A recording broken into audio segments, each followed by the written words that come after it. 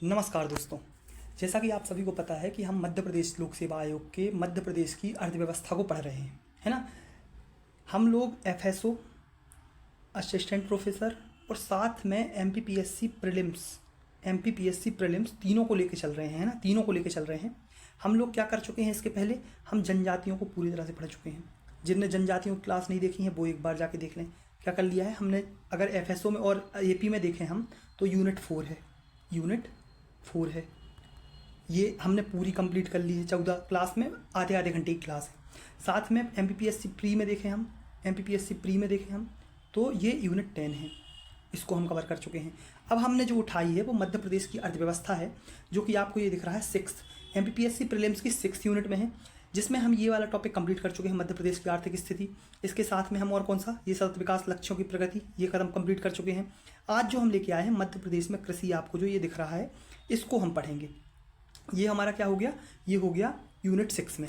इसके कंपैरिजन में अगर हम देखें तो जो हमने एफएसओ और असिस्टेंट प्रोफेसर का ये भाग बा है, जो पार्ट बी है, इसमें हम ये अर्थव्यवस्था का अवलोकन पढ़ चुके हैं, ये वाला टॉपिक कर चुके हैं इसमें। इसके साथ हम क्या कर चुके हैं, सतत विकास लक्ष्य कंप्लीट कर चुके हैं, बहुआयामी गरीबी सूचकांक कंप्लीट कर चुके हैं।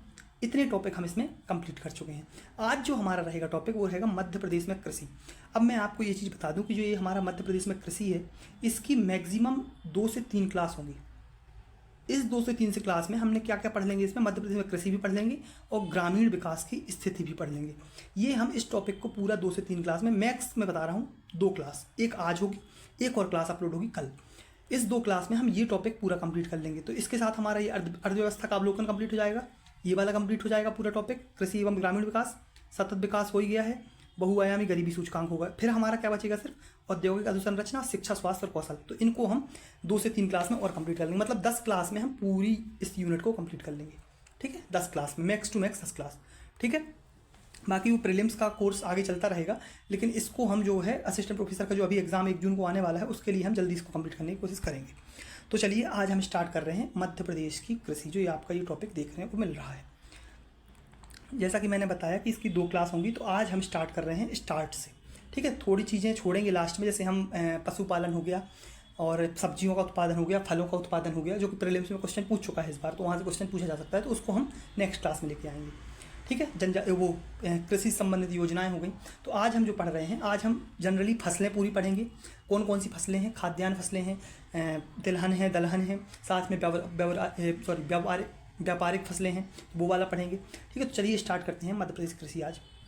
तो आपको ये याद रखना है कि मध्य प्रदेश की कृषि में पहली चीज़ तो हम कृषि को देखें तो कृषि जो है वो लैटिन भाषा के 2 शब्दों से मिलकर बना है। कैसा, 2 शब्दों से मिलकर बना है। एक है एग्री, एक है कल्चर, जिसका मतलब है भूमि जुताई। इसका मतलब है भूमि और जुताई, एग्री और कल्चर। तो भूमि की जुताई ही एग्रीकल्चर है, ये थोड़े से याद रखना है। इसमें याद रखने जैसा कुछ है नहीं, स्टार्ट होगा याद रखने का, मैं आपको हाईलाइट करते जाऊँगा। ये कोई ज़रूरत नहीं पढ़ने की, रीढ़ की हड्डी कहा जाता है अर्थव्यवस्था की, ये आप पढ़ लेना थोड़ा सा। अब होगा यहाँ से स्टार्ट। देखो मध्य प्रदेश की कृषि जो है, इसमें टोटल 11 जलवायु क्षेत्र हैं। कितने, 11 कृषि जलवायु क्षेत्र हैं। कितने जलवायु क्षेत्र हैं, 11 कृषि जलवायु क्षेत्र हैं। तो ये बिल्कुल डबल स्टार लगा के रख लो, तो आपसे क्वेश्चन पूछ सकता है कि मध्य प्रदेश की में कितने कृषि जलवायु क्षेत्र हैं, तो 11 हैं। मध्य प्रदेश उपोष्ण कटिबंधीय जलवायु क्षेत्र में स्थित है। कौन से में, उपोष्ण कटिबंधीय। कृषि के हिसाब से देखें हम तो, कृषि के हिसाब से, ठीक है। यहाँ उष्ण कटिबंधीय मानसूनी जलवायु पाई जाती है, हम पढ़ चुके हैं इसको। मध्य प्रदेश को उच्च भूमि कहा जाता है। क्यों कहा जाता है मध्य प्रदेश को उच्च भूमि, क्योंकि ये ऊंचाई जो है इसकी, ऊंचाई इसकी जो है वो 300 मीटर ऊपर है समुद्र तल से, इसलिए इसको मध्य प्रदेश को उच्च भूमि कहा जाता है, ठीक है। इसके पहले मैं अपने हैंड रिटन नोट्स ला रहा था, लेकिन जो कृषि वाला पोर्शन है, थोड़ा सा कृषि वाले पोर्शन है, मेरा थोड़े नोट्स जो बने हुए हैं वो थोड़ा हौच पौच हो गए हैं, तो इस कारण से मैंने इसको पीपीटी में बना दिया। पीपीटी या पीडीएफ में बना के ले आया कि भैया आपको समझने में थोड़ी सी आसानी होगी। लिखा उसमें भी सेम ही है। मध्य प्रदेश में 11 कृषि जलवायु क्षेत्र हैं। उपोष्ण कटिबंधीय जलवायु क्षेत्र में मध्य प्रदेश पाया जाता है। उष्ण कटिबंधीय मानसूनी जलवायु पाई जाती है मध्य प्रदेश में, वो उच्च भूमि कहा जाता है, ठीक है।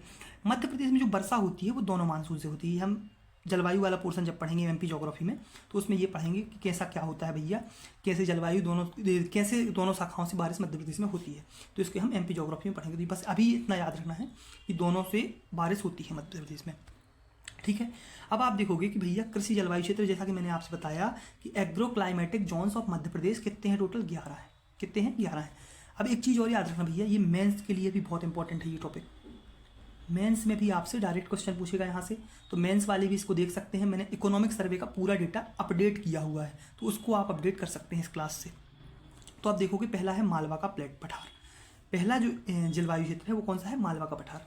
मालवा के पठार में आप देखोगे तो लगभग 800 मिली से 1200 मिली तक बारिश होती है। कितने? 800 से 1200 के बीच में। अब जो मालवा का पठार है वो कपास ज्वार का क्षेत्र कहा जाता है, जिसको कपास और ज्वार होता है, इसलिए इसको फसल क्षेत्र का कौन सा है? कपास और ज्वार। इसमें मध्यम गहरी काली मिट्टी पाई जाती है। आप देखते हैं काली मिट्टी पाई जाती है, लेकिन काली मिट्टी के अलावा भी मध्यम गहरी, गहरी मतलब मध्यम गहरी, ज़्यादा गहरी भी नहीं है बहुत ज़्यादा, लेकिन ज़्यादा हल्की भी नहीं है, तो आप बोल सकते हो कि मध्यम गहरी काली मिट्टी पाई जाती है। अब मालवा के प्लेटू का क्षेत्र कौन नहीं जानता भैया? मालवा के प्लेटू का क्षेत्र है रतलाम, इंदौर, देवास, नीमच, मंदसौर, उज्जैन, बड़वानी। आप मैप जब बनाओगे, मैप जो ये बनाओगे आप, ये मैप जो बनाओगे आप, तो आपको ये वाला एरिया दिखेगा, लगभग ये वाला एरिया मंदसौर भी कवर कर लेगा। तो ये वाला एरिया आपको इसमें थोड़ा सा देखने को मिलेगा कि भाई जिला कौन कौन से हैं, ये हैं। तो आपको प्रीलिम्स के हिसाब से और एफएसओ के हिसाब से आपको ये पढ़ने की आवश्यकता बिल्कुल नहीं है। क्या नहीं है? ये पढ़ने की आवश्यकता नहीं है बिल्कुल। बस आपको सिर्फ इतना याद रखना है 11 जलवायु क्षेत्र हैं। अब आपको मैं इंपॉर्टेंट बता रहा हूँ कि मालवा के प्लेटू में वर्षा आप बिल्कुल याद नहीं रखना, बस ये जरूर याद रखना फसल क्षेत्र कौन सा है? तो कपास ज्वार का क्षेत्र कहा जाता है इसको। कौन सा? कपास ज्वार का क्षेत्र। काली मिट्टी ही आएगा लिख के, कोई दिक्कत नहीं है, गहरी काली मिट्टी क्षेत्र आप अपने आप लगा दोगे। दूसरा जो है इसका कृषि क्षेत्र वो है बिंद का पठार। बिंद के पठार में देखोगे तो 1200 से 1400 मिली बारिश होती है। फसल क्षेत्र जो है वो गेहूं है। क्या है? गेहूं है। फसल क्षेत्र कौन सा है? गेहूं है। मिट्टी का प्रकार आप देखोगे तो मध्यम काली एवं गहरी काली मिट्टी पाई जाती है इसमें, मध्यम काली और गहरी काली। ठीक है। गुना, भोपाल, विदिशा, दमोह, रायसेन, सीहोर, अशोकनगर। आप इसके बाद आप जो ये देखोगे, आपको मैं दिखा रहा हूँ, मैप बना के बता दे रहा हूँ। ये मैप जब बनाओगे आप एमपी का, तो आपको कौन सा क्षेत्र देखने को मिलेगा? ये वाला क्षेत्र देखो आप, ये वाला क्षेत्र जो है ना, ये मिलेगा आपको बिंद के पठार में। जैसे यहाँ पे गुना हो गया, भोपाल हो गया, विदिशा हो गया, है ना, दमोह यहाँ पे हो गया, सागर देखने को मिल जाएगा, रायसेन, सीहोर। तो ये वाले एरिया में आपको दूसरा क्षेत्र देखने को मिलेगा। तो आपको सिर्फ इतना याद रखना है इसमें प्रीलिम्स वालों को कि भैया फसल क्षेत्र क्या है? गेहूं है। फसल क्षेत्र क्या है? गेहूं है। बिंद के पठार का फसल क्षेत्र गेहूं है। ठीक है। कौन सी मिट्टी पाई जाती है? गहरी काली और मध्यम काली। ठीक है। नेक्स्ट आप देखोगे कैमूर पठार। कैमूर पठार क्या देखोगे? कैमूर पठार 1000 से 1400 मिली। फसल क्षेत्र आप देखोगे तो गेहूं चावल, इसका क्या है? गेहूं चावल। क्या है? गेहूं चावल। मिट्टी का प्रकार मध्यम काली एवं लाल मिट्टी। प्रीलिम्स वाले आप इसको याद नहीं भी रखोगे तो चल जाएगा, कोई दिक्कत नहीं है। थोड़ी सा एफएसओ वाले इसलिए याद रख लेना, कृषि इंपॉर्टेंट टॉपिक है खाद्य सुरक्षा के लिए, मतलब खाद्य ऑफिसर के लिए, खाद्य सुरक्षा अधिकारी के लिए वो इंपॉर्टेंट, थोड़ा सा उसको देखते जाना आप। फसल क्षेत्र गेहूं चावल देखने को मिल रहा है, मध्यम काली एवं लाल मिश्रित मिट्टी देखने को मिल रही है। क्षेत्र भैया ये वाला एरिया मध्य प्रदेश का, जैसे आप मैं बनाओगे ना ये वाला, तो ये जो बनेगा ये वाला एरिया आपको यहाँ पे देखने को मिलेगा। ठीक है। नेक्स्ट है गिर्द क्षेत्र। कौन सा है? गिर्द क्षेत्र। नेक्स्ट कौन सा है? गिर्द क्षेत्र। गिर्द क्षेत्र आप देखोगे जब, तो यहाँ पे आपको वर्षा जो देखने को मिलेगी वो 800 से 1200 मिली देखने को मिलेगी। फसल क्षेत्र जो देखोगे तो गेहूं और ज्वार। अब गिर्द क्षेत्र किसको बोला जाता है? याद रखना थोड़ा सा। गिर्द क्षेत्र जो होता है, आप मैप जब बनाओगे तो आपको जो ये वाला एरिया है इसको गिर्द क्षेत्र बोलते हैं, जहाँ पे जलोढ़ मिट्टी पाई जाती है चंबल के कारण। और जिले तो आपको समझ में आ ही गए होंगे, गेहूं और ज्वार का क्षेत्र को बोला जाता है। ठीक है। नेक्स्ट है आपका बुंदेलखंड क्षेत्र। कौन सा है? बुंदेलखंड क्षेत्र। 800 से 1400 मिली बारिश होती है। फसल क्षेत्र गेहूं ज्वार यहाँ का भी है। वही मध्यम लाल एवं काली मिट्टी, छतरपुर, टीकमगढ़, मतलब इसके बगल वाला एरिया। आप मैप में देखोगे, मैप इसको बना के एक बार थोड़ी आप क्या करना, ये एक मैप लेना मध्य प्रदेश का और अलग अलग बांट के बना लेना इसको। ये वाला एरिया आपको यहाँ पे देखने को मिलेगा। ठीक है। मध्य नर्मदा घाटी। नर्मदा घाटी आप ये गेहूं क्षेत्र बोला जाता है। नरसिंहपुर वाला एरिया आप देखो तो नरसिंहपुर, हरदा, होशंगाबाद, बहुत गहरी काली मिट्टी पाई जाती है, आपको पता होगा। नेक्स्ट आप देखोगे झाबुआ पर्वतीय क्षेत्र। झाबुआ में कौन कौन सी भैया अच्छा पाई जाती है? कपास और ज्वार। मिट्टी का प्रकार मध्यम गहरी काली। ठीक है। निमाड़ का मैदान। निमाड़ में भैया खंडवा, खरगोन, बुरहानपुर, हरदा, कपास पाया जाता है, ज्वार पाया जाता है, मध्यम काली मिट्टी देखने को मिल रही है। सतपुड़ा क्षेत्र आप देखोगे, सतपुड़ा में भैया क्या पाया जाता है? गेहूं और ज्वार। बैतूल, छिंदवाड़ा वाला एरिया उथली काली मिट्टी। कौन सी? उथली काली मिट्टी पाई जाती है। ठीक है। छत्तीसगढ़ का उत्तरी पठारी क्षेत्र, छत्तीसगढ़ वाला मतलब सीधी, शहडोल, अनूपपुर, डिंडोरी वाला एरिया, जो पूर्वी वाला एरिया है। जैसे आप मैप बनाओगे जब, ये मैं हल्का बना दे रहा हूँ ऐसे, तो ये वाला एरिया आपको देखने को मिलेगा कि भैया ये छत्तीसगढ़ का उत्तरी पठारी क्षेत्र बोला जाता है। लाल काली पीली मिट्टी पाई जाती है और चावल का क्षेत्र बोलते हैं। इसी तरह छत्तीसगढ़ का मैदान अंतिम जो हमारा 11वां कृषि जलवायु क्षेत्र है, इसको भी हम मिट्टी का प्रकार लाल पीली और बालाघाट इसमें सिर्फ आता है, चावल का क्षेत्र बोलते हैं। तो अपने को अगर देखा जाए तो याद सिर्फ इतना याद रखना है कि 11 कृषि जलवायु क्षेत्र हैं। थोड़ा सा नाम याद रख लेना, 11 कृषि जलवायु क्षेत्र हैं, थोड़ा सा नाम याद रख लेना इनके कौन कौन से हैं, बस इसके अलावा कुछ नहीं। बाकी आप अपने स्टिक को यहाँ पे लगा दो कि भैया अगर आपसे बोलेगा छत्तीसगढ़ का मैदान है, छत्तीसगढ़ का उत्तरी पठारी क्षेत्र, तो चावल पे आपका निशान अपने आप चला जाएगा। ठीक है, तो ये थोड़ा सा आपको याद रखना है। अब मध्य प्रदेश में एक वर्ष में 3 फसल मौसम देखे जाते हैं। कितने? 3 मौसम होते हैं, याद रखना है हमें 3 मौसम, क्योंकि आपसे पूछ लेता है कि कौन सी फसल की कौन सी फसल कौन सी मौसम में होती है। तो आपको 3 मौसम याद रखना है, खरीफ, रबी और जायद। 3 फसलें होती हैं, खरीफ की फसल, रबी की फसल और जायद की फसल। ठीक है, कौन कौन सी फसल? खरीफ की फसल, रबी की फसल और जायद की फसल। याद कैसे रखोगे? रबी भैया, रबी में 2 शब्द हैं। जो छोटा शब्द है ठंडी, ठंडी, ठंडी, ठीक है, ठंडी, ठंडी मतलब रबी, ठंडी मतलब रबी, तो याद रखोगे ठंडी मतलब रबी, ठंडी मतलब रबी, मतलब ठंड में रबी फसल होती है, खरीफ की फसल गर्मी में होती है, जायद की फसल जो देखा जाएगा, जायद की फसल भैया ऐसे टाइम पे जब कोई फसल नहीं होती, कोई मार्च अप्रैल वाला एरिया। ठीक है, तो आप वो देखोगे, मतलब आप जब तरबूज खाते हो, जब आप चिमड़ी खाते हो, तो वो जायद की फसल होती है। तो रबी की फसल जब आप देखोगे तो रबी की फसल मैंने बताया कि ठंडी में, मतलब अक्टूबर नवंबर में बुवाई होती है और कटाई इसकी मार्च में हो जाती है। मतलब ठंडी से ठंडी वाला एरिया है। अक्टूबर नवंबर में बुवाई होती है, मार्च में कटाई हो जाती है। अब इसकी फसलें जो याद रखोगे आप, फसलों को याद रखने की मैं एक ट्रिक बताता हूँ। खरीफ की फसल की बताऊंगा ट्रिक, उसके अलावा आपको अपने आप कंप्लीट हो जाएंगे, क्योंकि एक ही याद रखना है आपको। एक याद रखोगे, दूसरे की टिक आराम से हो जाएंगी। खरीफ की फसल आप देखोगे तो गर्मी में जून जुलाई में इसकी बुआई होती है, अक्टूबर नवंबर में ठंडी आती है इसकी कटाई हो जाती है। ठीक है, फसलें देखोगे तो सोयाबीन, ज्वार, बाजरा, मक्का, मूंगफली, दालें। तो कैसे याद रखोगे मैं बता रहा हूँ, BMW DJ स्टम्प्स, ये आपको याद रखना है, BMW DG stump, BMW DJ stump. ठीक है, अब कैसे बता रहा हूँ देखो, B से बाजरा, M से मक्का, ठीक है, D से धान हो गया, J से ज्वार हो गया। ठीक है, इसके अलावा आप देखो तो M से मूंगफली भी होता है, M से यहाँ पे मूंगफली लगा दो। ठीक है, इसके अलावा आप और लगा दोगे भैया, S से सोयाबीन लगा दो, T से तुअर, दालें बोला ना, तुअर और उड़द, स्टम्प से तुअर और उड़द यहाँ पे हो जाएंगी। तो ये आप इससे ट्रिक आपको थोड़ा सा याद रख लोगे आप यहाँ पे, BMW DJ स्टम्प्स। इसके अलावा जो फसलें आएंगी वो आप पूरी रबी की फसल में कर दोगे, गेहूँ, चना, जौ, मसूर, अलसी, सरसों, तो आप इसके अलावा रबी में कर दोगे। ठीक है, अब जायद की फसलें आप देखोगे तो जब आप ठंडे ठंडे फल खाते हो, जैसे तरबूज हो गया, ककड़ी हो गई, है ना, चिमड़ी हो गई, तो ये चीज़ें जब खाते हो तो उसी को बोलते हैं जायद की फसल। मार्च अप्रैल में बुआई होती है, कटाई हो जाती है जून में। ठीक है, अब देखोगे आप कि भैया मध्य प्रदेश जो कृषि विभाग है उसने कृषि का वर्गीकरण किया है 5 हिस्सों में।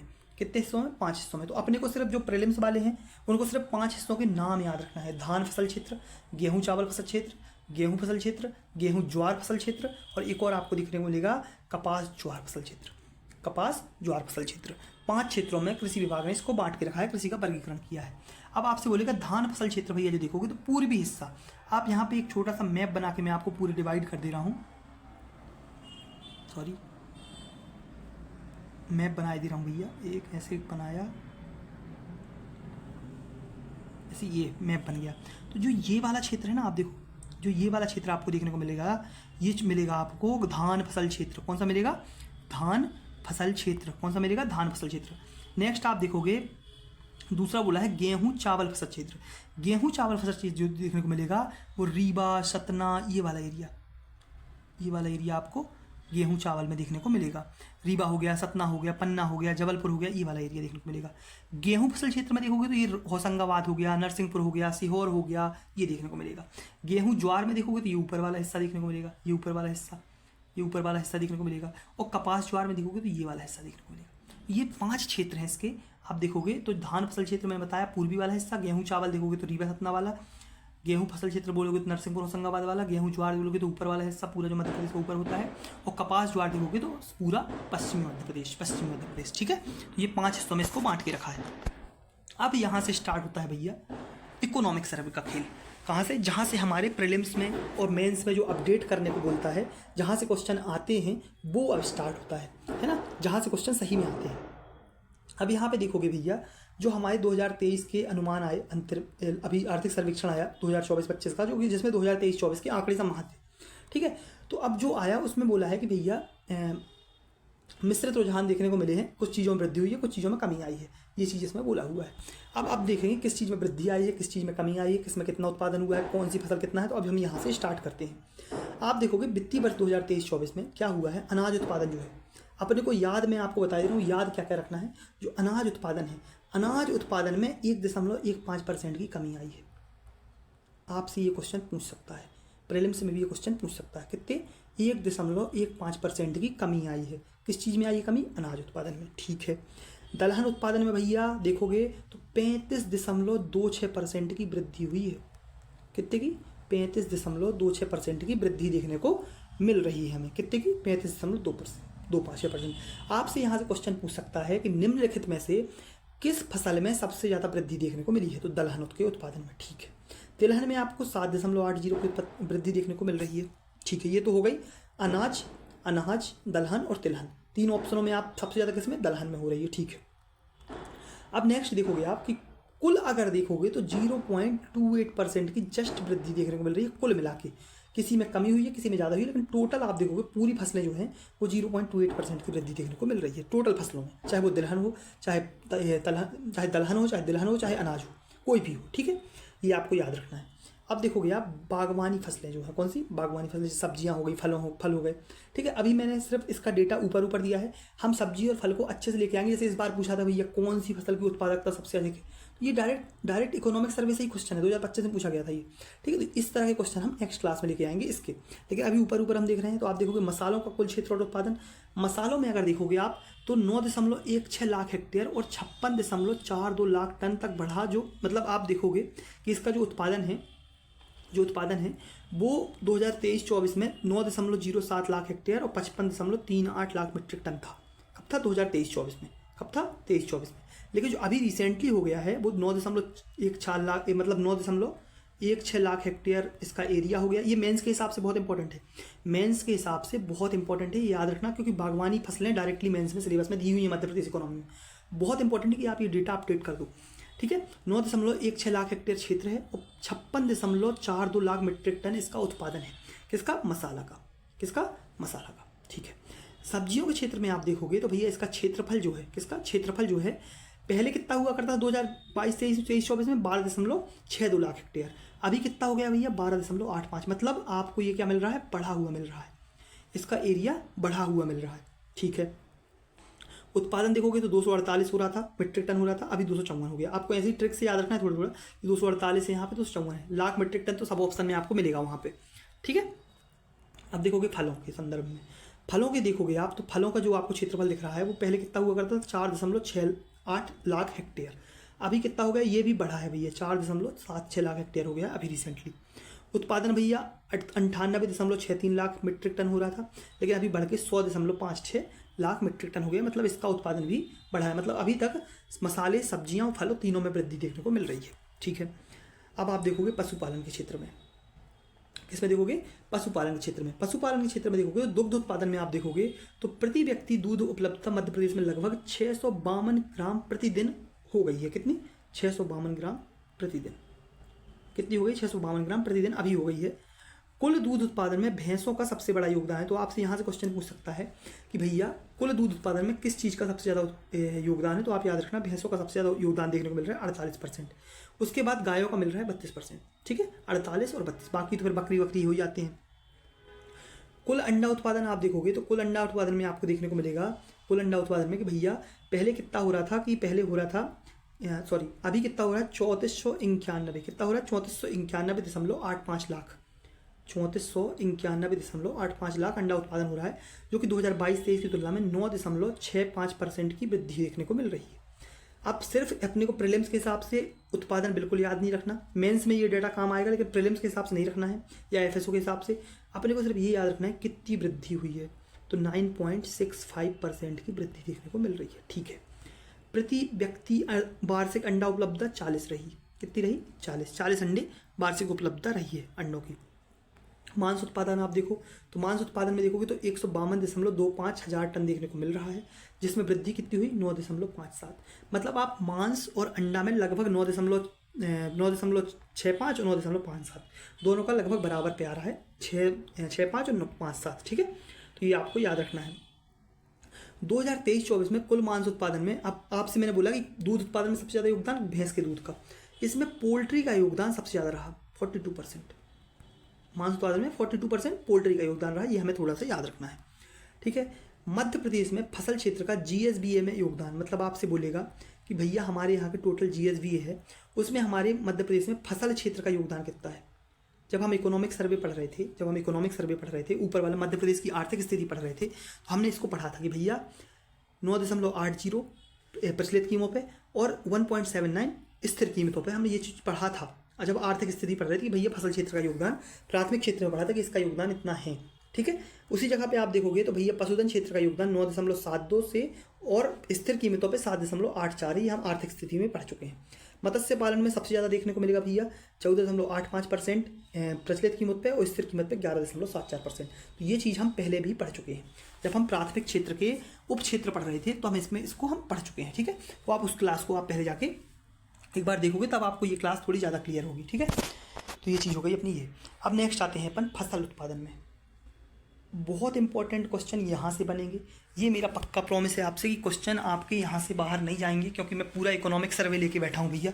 इकोनॉमिक सर्वे का डेटा पूरा बिल्कुल बाहर कर दिया उसको, भैया कहाँ से क्या है। अब देखोगे आप खाद्यान्न फसलों के क्षेत्र में अगर आपसे बोले तो 2.48% की वृद्धि देखने को मिल रही है। 2.48% की वृद्धि। ठीक है, कितने परसेंट की? 2.48% की वृद्धि। दलहन के क्षेत्र में आप देखोगे तो 24.94% की वृद्धि देखने को मिल रही है। कितने परसेंट की? 24.94% की वृद्धि देखने को मिली। किसमें? दलहन के क्षेत्र में। तिलहन के क्षेत्र में 1.98% की वृद्धि देखने को मिली। उत्पादन नहीं है भैया, याद रखना, ये क्षेत्र है। क्या है? क्षेत्र है। तो अब आपसे पूछेगा कि भैया कौन सी फसल किस क्षेत्र, मतलब कौन सी फसल का क्षेत्र सबसे ज़्यादा वृद्धि देखने को मिली है? 24.94% दलहन के क्षेत्र में। अब आप देखोगे तो यहाँ पे दलहन में हमने उत्पादन में भी दलहन को ही पढ़ा था। दलहन के उत्पादन में भी सबसे ज़्यादा वृद्धि इसकी हुई थी और क्षेत्र में भी वृद्धि, दोनों की वृद्धि। और मतलब आप बोलोगे कि भैया उत्पादन में भी वृद्धि हुई है और क्षेत्र में वृद्धि दलहन में हुई है, तो आप ये चीज़ बता सकते हो। ठीक है, अब आप देखोगे यहाँ पे तो कहाँ गया, सॉरी, यहाँ पे देखोगे भैया तिलहन के क्षेत्र में 1.98% की वृद्धि हुई है, दलहन में 24% लगभग, खाद्यान्न में 2.48%। ठीक है, दलहन और तिलहन के उत्पादन में 35.276% और 7.80% की वृद्धि देखने को मिल रही है, ये हम पढ़ चुके हैं। और अनाज में आपने पढ़ाई था 1.1% की कमी आई है। अब कुल फसल उत्पादन में 0.28% की वृद्धि, हम ये भी पढ़ चुके हैं ऊपर, ये भी हम यहाँ पे देख चुके हैं। ये देखिए आप, ये भी हम यहाँ पे देख चुके हैं। ये 0.8% की मामूली सी वृद्धि देखने को मिल रही है कुल फसल उत्पादन में। तो आपसे बोलेगा भैया उत्पादन और क्षेत्र में कौन सी फसल की वृद्धि हुई? दलहन फसलों में सबसे ज़्यादा वृद्धि देखने को मिल रही है। अब आएंगे हम भैया खाद्यान्न फसलें जो हमारी हैं, धान हो गई, गेहूँ हो गए, मक्का हो गए, इनके बारे में हम पूरी तरह से पढ़ेंगे। इसमें हमने क्या किया है कि हमने आर्थिक सर्वेक्षण का डेटा और जो स्टेटिक डेटा है उसको भी हमने इसमें ऐड कर दिया है, उसमें भी ऐड कर दिया है, दोनों को साथ में। खाद्यान्न फसलें आप देखोगे तो भैया खाद्यान्न फसलों के कुल क्षेत्रफल में 0.94% की वृद्धि देखने को मिल रही है। 0.94% की वृद्धि देखने को मिल रही है। साथ में उत्पादन में 0.79 की कमी भी मिली है देखने को। 0.79 की कमी, मतलब आपसे सिर्फ क्वेश्चन ये पूछेगा कि ऐसी कौन सी फसल है जिसमें वृद्धि तो हुई है, किसमें? क्षेत्र में वृद्धि तो हुई है लेकिन उत्पादन में कमी हुई है। मतलब 0.79% को उत्पादन में कमी हुई है, कैसे पॉसिबल है? समझ नहीं आया कि भैया क्षेत्र तो बढ़ा है लेकिन उत्पादन में कमी आई है। तो ये चीज़ देखने को मिल रही है किसमें? खाद्यान्न फसलों में। चलिए अब स्टार्ट करते हैं हम खाद्यान्न फसलें। आपको पहली खाद्यान्न फसल मिल रही है वो धान। क्या है? धान जो देखोगे आप, हमने पढ़ा कि भैया BMW डीजे स्टम्प्स, धान देखो, धान, ये देखो, धान दिख रही है, धान BMW डीजे स्टम्प्स, धान में डी से धान, मतलब खरीफ की फसल है। क्या है? खरीफ की फसल है। वैज्ञानिक नाम किसका है भैया? ओरिजा सैटिवा इसका वैज्ञानिक नाम है। तो ये चीज़ हमें याद रखना है कि भैया धान का वैज्ञानिक नाम क्या है? ओरिजा सैटिवा। क्या है? ओरिजा सैटिवा। मिट्टी कौन सी पाई जाएगी भैया? कछारी और दोमट मिट्टी में धान अच्छी होगी। कछारी और दोमट मिट्टी में आपको धान देखने को अच्छी मिलेगी। इसीलिए आप देखते हो कि बालाघाट में सबसे ज़्यादा धान देखने को मिल रही है छत्तीसगढ़ में, वहाँ पे दोमट मिट्टी पाई जाती है। ठीक है, वर्षा कितनी चाहिए भाई इसको? 100 से 200 सेंटीमीटर वर्षा कितनी चाहिए? 100 से 200 सेंटीमीटर तक लगभग इसको वर्षा चाहिए, जो कि बालाघाट में पर्याप्त मात्रा में होती है, कोई दिक्कत नहीं है। अन्य तथ्य में आप देखोगे भैया, धान अनुसंधान केंद्र बड़वानी में स्थित है। कहाँ है भैया? बड़वानी में। ये इंपॉर्टेंट है, थोड़ा सा याद रखना। धान अनुसंधान केंद्र कहाँ? बड़वानी में। इसके अलावा चावल को स्थानीय रूप में रोपा अथवा बरानी कृषि कहते हैं।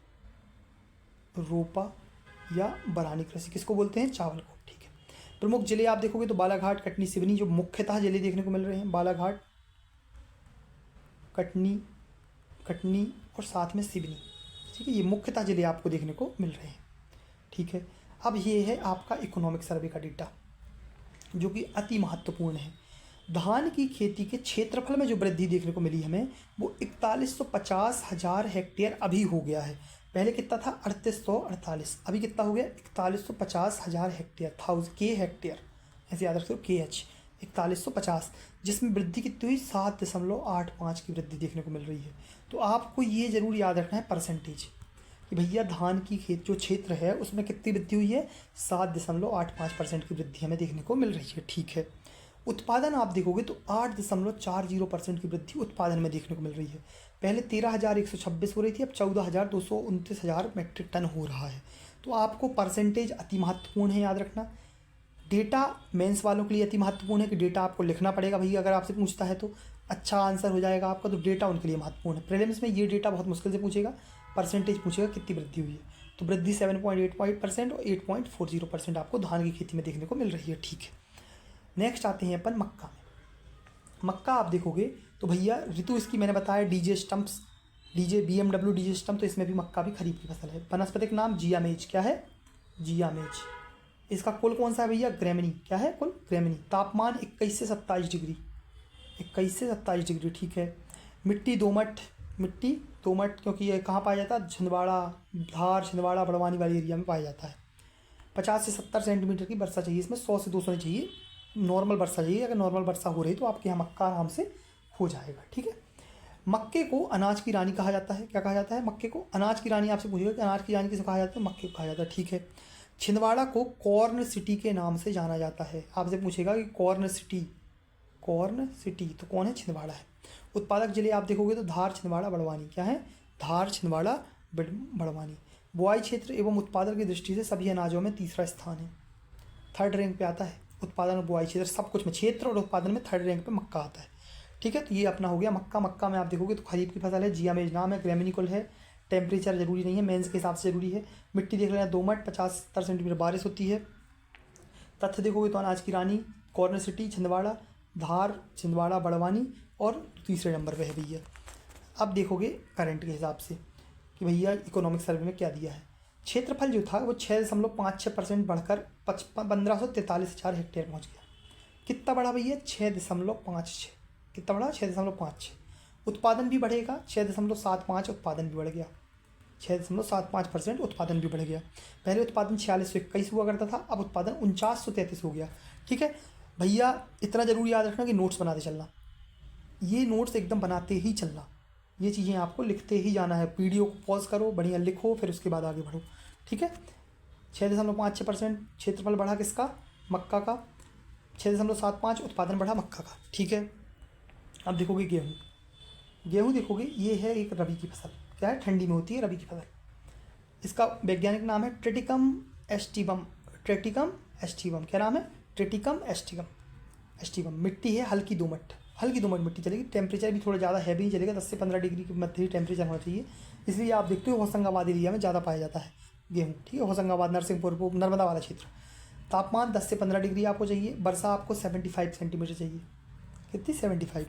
तथ्य में देखोगे तो राज्य में गेहूँ अनुसंधान केंद्र जो है वो पावरखेड़ा, नर्मदापुरम है। कहाँ है?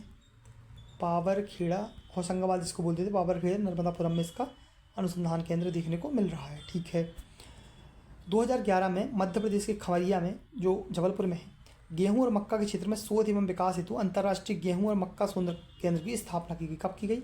2011 में खमरिया में अंतर्राष्ट्रीय गेहूं और मक्का शोध संस्थान दोनों दोनों का कहाँ पे है, खमरिया जबलपुर में। ठीक है, ये हो गया अपना गेहूँ। गेहूँ में आप देखोगे तो सर्वाधिक उत्पादन वाले मालवा के पठार को गेहूँ की टोकरी कहा जाता है। गेहूँ की टोकरी किसको कहा जाता है, तो मालवा को गेहूँ की पेटी कहा जाता है।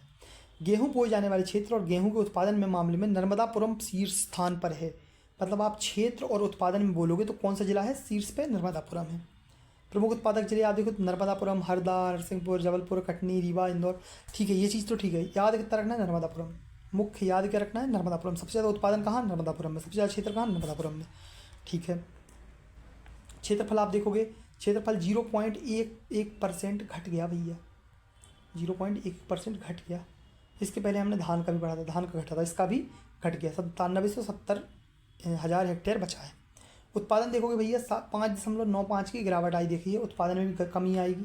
जब क्षेत्र घट गया तो उत्पादन भी कम हो जाएगा। जो पहले कितना था 34,970, अभी कितना हो गया 32,896। तो अपने को क्या याद रखना है, गिरावट कितनी आई है, 5.95। कितनी आई है, 5.95। ये मेंस वालों के लिए है, ठीक है, ये प्री वालों के लिए है। तो 0.11% क्षेत्रफल में कमी आई, 5.95% उत्पादन में कमी आई। ठीक है, नेक्स्ट आते हैं अपन दालों में। कहाँ पे, दालों या दलहन में। कहाँ पे आते हैं, दालें या दलहन।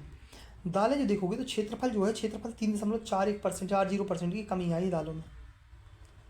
काय में, क्षेत्रफल में 3.40% की कमी। साथ में उत्पादन में 1.94% की वृद्धि देखने को मिल रही है। ठीक है, कितने परसेंट की, 1.94% की वृद्धि उत्पादन में, और देखोगे तो 3.40% की क्षेत्रफल में कमी देखने को मिल रही है। ठीक है, ये हो गया अपनी दालें, मुख्यतः दालें। इतना आपसे यहाँ से क्वेश्चन पूछ सकता है। ठीक है, दलहन हो गया।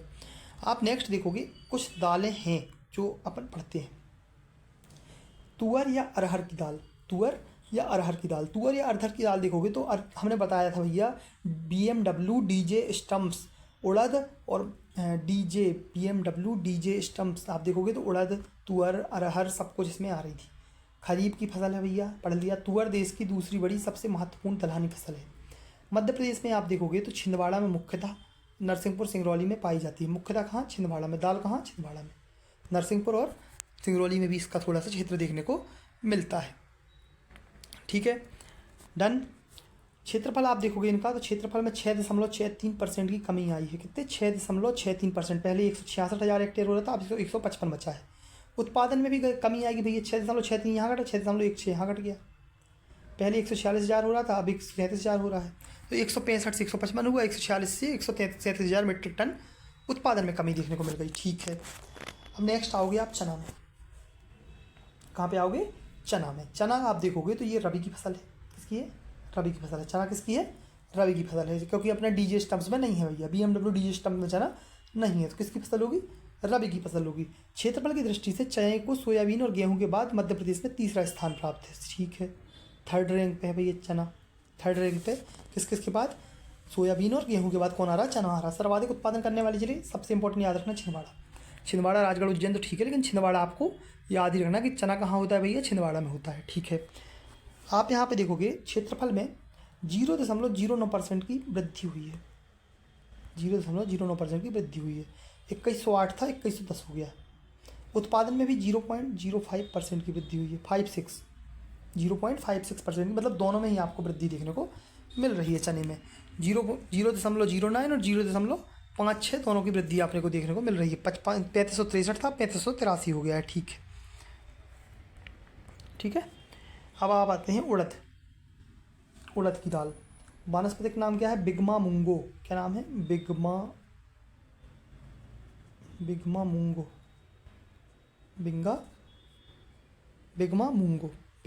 मूंगो। ठीक है, ये लेग्यूमिनस कुल का पौधा है। उड़द का पौधा किसका होता है, लेग्यूमिनस किस्म का, मतलब कुल का पौधा होता है। क्षेत्रफल एवं उत्पादन की दृष्टि से टीकमगढ़ का राज्य में प्रथम स्थान है। तो उड़द की दाल कहाँ होती है सबसे ज़्यादा, टीकमगढ़ में होती है। सबसे ज़्यादा क्षेत्र कहाँ है, टीकमगढ़ में है। तो ये चीज़ हमें याद रखना है। क्षेत्रफल में भैया कमी आई है 34.53 की, उड़द की दाल में कमी आई है। 31.65 की उत्पादन में कमी आई है। क्षेत्रफल में भी कमी है 34, 31 उत्पादन में भी कमी देखने को मिल रही है। अब आते हैं हम मूंग पे। कहाँ आते हैं, मूंग दाल में सिर्फ इतना पढ़ना है कि भैया क्षेत्र में 70.01% की वृद्धि है, 19.81% की वृद्धि उत्पादन में है। क्षेत्र में लगभग 17% इंक्रीज़ हुआ है, उत्पादन में लगभग 18% इंक्रीज़ हुआ है। 17 और 18 आप ये थोड़ा सा याद रखना। नेक्स्ट है मसूर। क्या है? मसूर। क्या है? मसूर। मसूर आप देखोगे क्षेत्र में 9.16% की वृद्धि हुई और उत्पादन में 9.43% की वृद्धि हुई। 9.16 और 9.43, क्षेत्रफल में 9.16 और 9.43, उत्पादन में इनकी वृद्धि देखने को मिल रही है। नेक्स्ट देखोगे आप भैया, नेक्स्ट देखोगे मटर। मटर मटर क्षेत्र में 2.27% की कमी, ठीक है, और उत्पादन में भी 8.763% की कमी। कितनी? 8.63 की उत्पादन में और 2.27 की उसमें क्षेत्र में कमी देखने को मिल रही है, ठीक है। ये हमें याद रखना है कि भैया मटर में दोनों जगह कमी देखने को मिल रही थी, ठीक है। अब देखोगे आप तिलहन। तिलहन बहुत ज़्यादा इंपॉर्टेंट है भैया, याद रखना। तिलहन बहुत ज़्यादा इंपॉर्टेंट है। तिलहन आप देखोगे तो तिलहन जो है मध्य प्रदेश का 3rd रैंक है इसका उत्पादन में। कितनी रैंक है? 3rd रैंक है। 3rd रैंक मध्य प्रदेश कौन सी रैंक? 3rd रैंक है उत्पादन में। वितरण आप देखोगे तो प्रदेश में तिलहन उत्पादन के प्रमुख 4 क्षेत्र हैं: चंबल घाटी, मालवा प्लेट्यू, बैतूल छिंदवाड़ा और मध्य नर्मदा घाटी। तो ये 4 क्षेत्र आपको मेंस में बताने के लिए अच्छे होंगे कि भैया तिलहन का अपने को मान लो 10 नंबर में पूछ लिया तो आप इसको बता सकते हो आराम से कि चंबल घाटी है, मालवा प्लेट्यू, बैतूल छिंदवाड़ा, मध्य नर्मदा घाटी देखने को मिल रही है, ठीक है। आप देखोगे क्षेत्रफल में, आप देखोगे क्षेत्रफल में लगभग 1.98% की वृद्धि हुई है। 1.98% की वृद्धि हुई है। कितनी हुई है? 1.98% की वृद्धि हुई है। पहले कितनी हुआ करती थी? 8,000 13,000 हेक्टेयर और 8,172 हेक्टेयर्स में देखने को मिल रही है। उत्पादन में 7.80% की तिलहन में वृद्धि देखने को मिल रही है, जो पहले 92-97 थी, अब 10,022 हो गई है, ठीक है, मीट्रिक टन, ठीक है, डन। अब नेक्स्ट देखोगे आप सरसों या राई, जिसको हम राई बोलते हैं, सरसों बोलते हैं। तो ये राई और सरसों कौन सी फसल में आएगा भैया? रबी की फसल में। काय में आएगा? रबी की फसल में आएगा। काय में आएगा? रबी फसल में आएगा। इसका वानस्पतिक नाम है ब्रेसिका कंप्रेसिटिस। ब्रेसिका और ब्रेसिका कंप्रेसिटिस ब्रेसिका।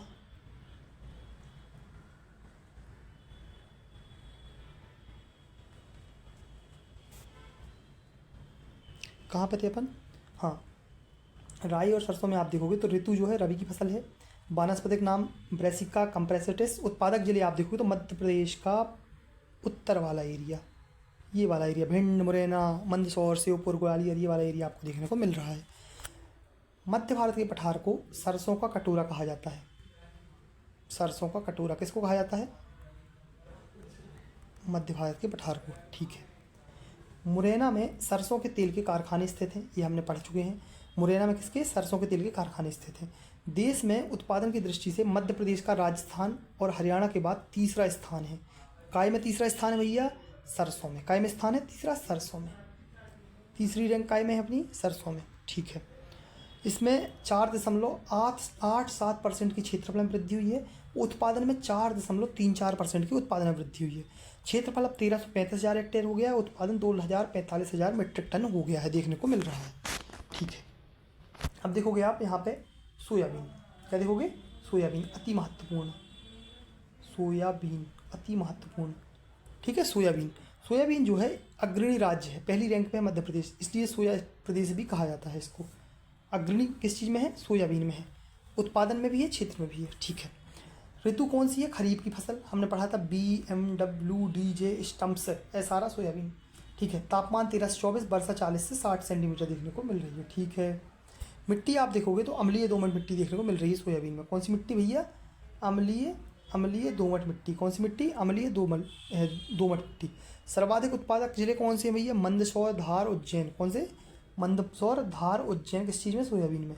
मंदसौर, धार, उज्जैन सोयाबीन में सबसे क्वेश्चन सही करके आए हैं, ठीक है। मंदसौर, धार और उज्जैन सर्वाधिक उत्पादक जिले हैं। सॉरी, माफ़ करना, क्वेश्चन सही बोल गया। सर्वाधिक उत्पादक जिले कौन कौन से हैं? मंदसौर, धार, उज्जैन। सोयाबीन की खेती का प्रारंभ, ये प्रीलिम्स में क्वेश्चन आ चुका है, देवास से हुआ था। कहाँ से हुआ? देवास से हुआ। कहाँ से हुआ? देवास से हुआ। मालवा प्लेट्यू, नर्मदा घाटी और बैतूल छिंदवाड़ा पठार में इसका विस्तार देखने को मिल रहा है। किस चीज़ का? सोयाबीन का। क्षेत्रफल आप देखोगे तो 1.44% की वृद्धि क्षेत्रफल में हुई है। उत्पादन में 7.96% की वृद्धि देखने को मिल रही है। ठीक है।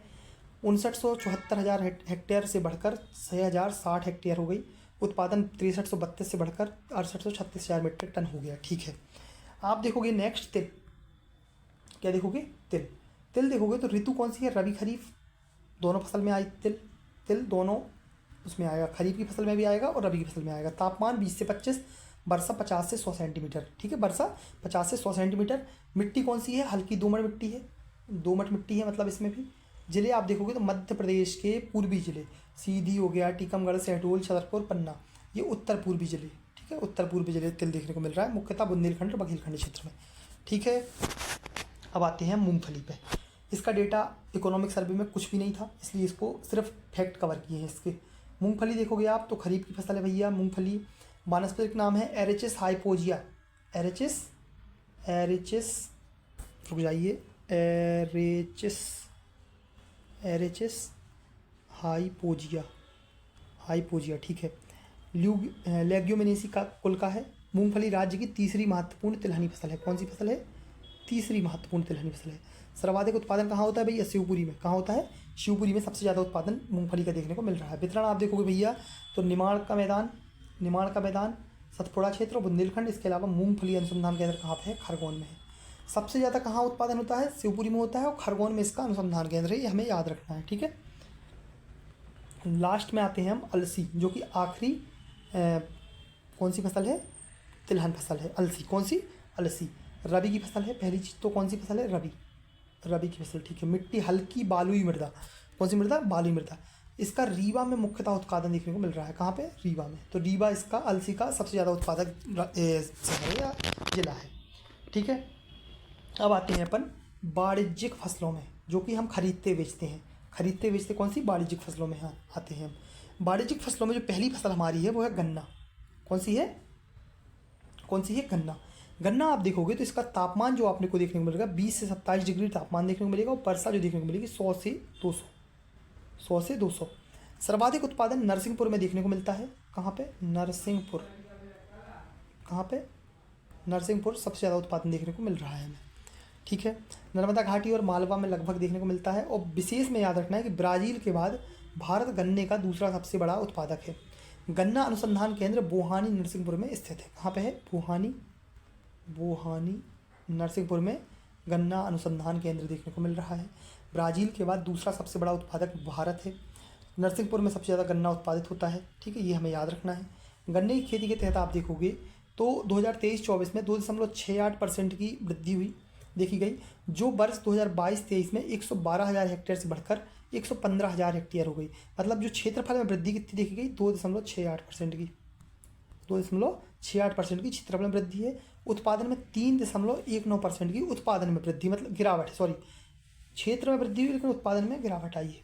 3.19% की कमी आई है उत्पादन में।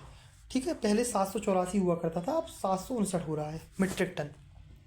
ठीक है। तो गन्ना के याद रखना है, गन्ना के क्षेत्र में तो वृद्धि हुई है लेकिन उत्पादन में कमी देखने को मिल रही है। ठीक है। अब देखोगे आप अफीम। क्या देखोगे? अफीम में देखोगे तो भैया अफीम का सबसे बड़ा उत्पादक मध्य प्रदेश है। अफीम का उपयोग दवाएं बनाने में किया जाता है। मंदसौर नीमच के मुख्य जिले, उत्पादक जिले हैं मंदसौर और नीमच। ठीक है। गांजा आप देखोगे तो गांजा में आपको देखने को मिलेगा खंडवा जिले में गांजे की खेती सरकार के नियंत्रण में की जाती है। चरस गांजे के पौधे का आर्क है। मतलब आप बोलोगे कि चरस क्या है? चरस जो गांजे का पौधा होता है उसका रस होता है या आर्क होता है। ठीक है, चरस होता है वो। तो गांजा कहाँ पाया जाता है? खंडवा जिले में। कहाँ पाया जाता है? खंडवा जिले में। तो ये हमें याद रखना है। काजू देखोगे तो काजू आपको बैतूल में देखने को मिलेगा, मुख्यतः बैतूल छिंदवाड़ा वाले एरिया में मध्य प्रदेश में। 27 से 20 डिग्री इसका टेम्परेचर चाहिए अपने को। 60 से 120 लगभग वर्षा चाहिए। मृदा लाल व लेटेराइट में होता है, ये याद रखना। काजू किस में होता है? लेटेराइट मृदा में। काजू किस में होता है? लेटेराइट मृदा में। राज्य में देखोगे तो केरल है और मध्य प्रदेश में देखोगे तो बैतूल है। राज्य में केरल, मध्य प्रदेश में बैतूल, ये हमें याद रखना है। ठीक है। अब अंतिम में आते हैं अपन मसाले। जो मसाला उत्पादन में मध्य प्रदेश जो है वो चौथे स्थान पे है। मसाला उत्पादन में 4th रैंक पे है मध्य प्रदेश, ठीक है। सम्मिलित फसल में देखोगे तो सूखी मिर्च, अदरक, लहसुन वगैरह इसमें आती हैं। इसको हम कल पूरी तरह से पढ़ेंगे, कल मतलब एक एक पॉइंट खोलेंगे इसको। क्षेत्र देखोगे तो झाबुआ, छिंदवाड़ा, धार, मंदसौर, रतलाम मतलब पश्चिमी वाला हिस्सा, वहाँ पे मसाले देखने को मिलते हैं, ठीक है। अब देखोगे आप कपास, क्या देखोगे? कपास। कपास देखोगे, कपास जो है एक खरीफ की फसल है। 20 से 30 डिग्री इसका टेम्परेचर है। 50 से 100 सेंटीमीटर वर्षा है। मिट्टी भारी काली दोमट मिट्टी चाहिए इनको भैया, लाल व काली मिट्टी चाहिए। सर्वाधिक उत्पादक खरगोन खंडवा हम पढ़ते हैं, खरगोन खंडवा बड़वानी वाला एरिया वो सर्वाधिक उत्पादक है। वितरण निमाड़ का मैदान और मालवा का पठार आपको यहाँ पे वितरण देखने को मिल रहा है। कपास अनुसंधान केंद्र कहाँ पे है? खरगोन में। कहाँ पे है? खरगोन में, ठीक है। इसके अलावा आप देखोगे आज का जो अंतिम स्लाइड है हमारी आज की, कि मध्य प्रदेश में कपास की खेती में 2022-23 की तुलना में 2023-24 में 5.88% की वृद्धि देखने को मिली। 5.88% की वृद्धि देखने को मिली। पहले 595 हुआ करती थी, अब 600, अब कितनी हो गई भैया? 630 हो गई। उत्पादन में 1.1% की गिरावट आई, मतलब वृद्धि क्षेत्र में तो हुई लेकिन गिरावट आई उत्पादन में आप देखोगे तो पहले 890,000 मीट्रिक टन होता था, अब 873,000 मीट्रिक टन देखने को मिल रहा है, ठीक है। अब इसके अलावा कपास से आपको याद रखना है बीटी कॉटन थोड़ी। जेनेटिक इंजीनियरिंग मूल्यांकन समिति द्वारा निर्धारित दिशा निर्देशों के तहत पर्यावरण और वन मंत्रालय से अनुमोदन प्राप्त करने के बाद मध्य प्रदेश में बीटी कपास की खेती प्रारंभ की गई 2003 में। तो बीटी कॉटन की कब से खेती स्टार्ट की मध्य प्रदेश में? 2002-2003 से। तो ये भैया हमने पूरी फसलें पढ़ ली हमने। खाद्यान्न फसलें पढ़ ली, दलहन पढ़ ली, तिलहन पढ़ ली, इसके अलावा हमने और तिलहन के अलावा और हमने व्यापारिक फसलें पढ़ ली, ठीक है। क्षेत्र पढ़ लिए पूरे, कृषि जलवायु क्षेत्र 11 जो पढ़े हैं वो पढ़ दिए। 5 भागों में जो विभाजित किया है सरकार ने वो भी पढ़ लिए। 3 फसलें खरीफ, रबी और जायद वो भी पढ़ ली, है ना। और पूरा जो इकोनॉमिक्स के जो आर्थिक सर्वेक्षण से डेटा था वो हमने पूरा अपलोड कर दिया, पूरा अपडेटेड कर दिया एकदम बेहतरीन ढंग से। तो ये हमारी आज की क्लास समाप्त होती है। अब हमारी इसकी एक से एक क्लास और आएगी, एक या मैक्स टू मैक्स 2 शायद, अगर ग्रामीण विकास कवर करते हैं एक क्लास में, ग्रामीण विकास, क्योंकि ग्रामीण विकास भी अच्छा मतलब एक क्लास का टॉपिक है, एक क्लास का टॉपिक। तो हम कोशिश करेंगे कि एक क्लास कृषि के लिए आए जो कि छोटी क्लास हो, 25 से 25 मिनट की हो, और एक अलग से ग्रामीण विकास के लिए आए।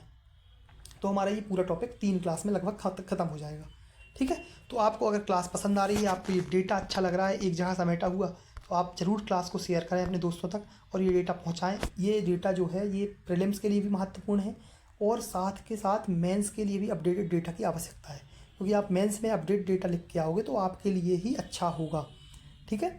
तो चलिए आज की क्लास हम समाप्त करते हैं। धन्यवाद आप लोगों का बहुत बहुत कि आप लोग क्लासेस को सही में बहुत पसंद कर रहे हैं। बहुत लोग के कमेंट आए कि आपका डेटा अच्छा है, ठीक है। तो आप लोग पसंद कर रहे हैं, इसके लिए बहुत बहुत धन्यवाद, ठीक है। ख़त्म करते हैं आप क्लास।